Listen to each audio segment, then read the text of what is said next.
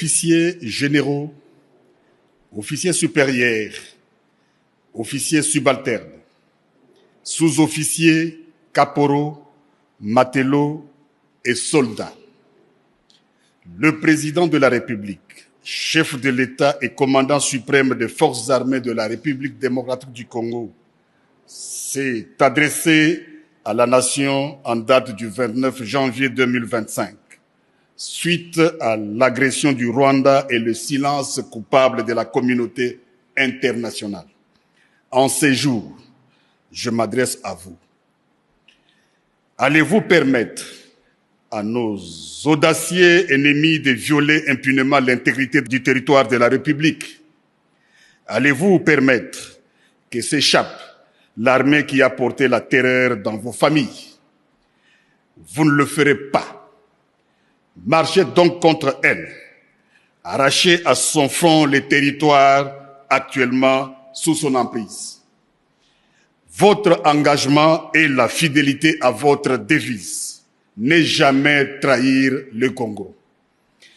Toutes ces guerres sont causées par la convoitise de nos ennemis. Ces derniers vont venir pour tenter de vous corrompre. Il ne faut donc pas trahir le Congo.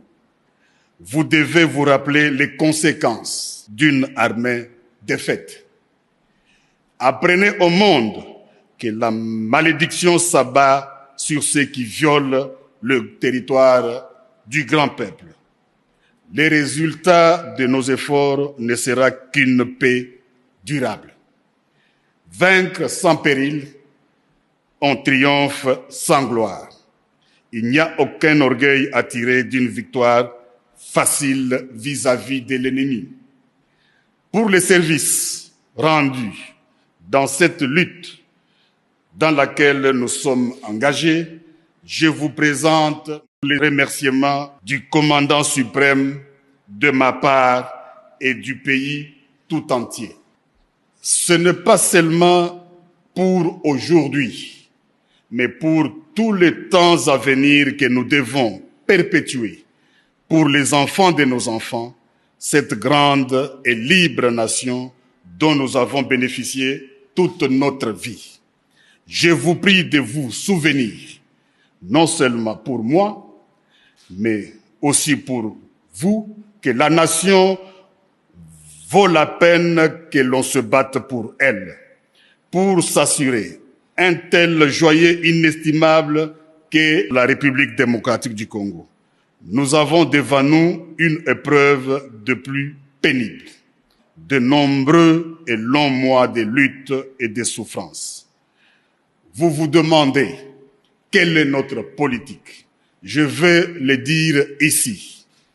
C'est faire la guerre par mer, par terre et par air, de toutes nos forces et avec toute la force que Dieu peut nous donner, de faire la guerre contre la tyrannie monstrueuse, jamais surpassée dans les sombres et lamentables catalogues du crime humain. Telle est notre politique. Il s'agit d'une question de vie ou de mort pour la République démocratique du Congo. Il s'agit particulièrement de savoir si le peuple congolais restera libre ou tombera dans l'esclavage post-colonial. Il ne doit pas y avoir de place dans nos rangs pour les pleurnichards et les lâches, pour les marchands de panique et des déserteurs.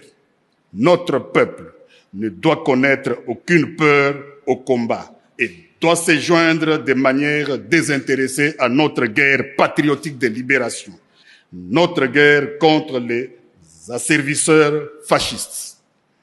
Dans la situation actuelle, la crédibilité de notre armée est essentielle.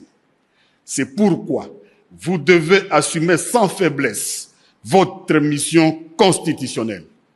Défendre les frontières de la République démocratique du Congo contre toutes les menaces, d'où qu'elles viennent.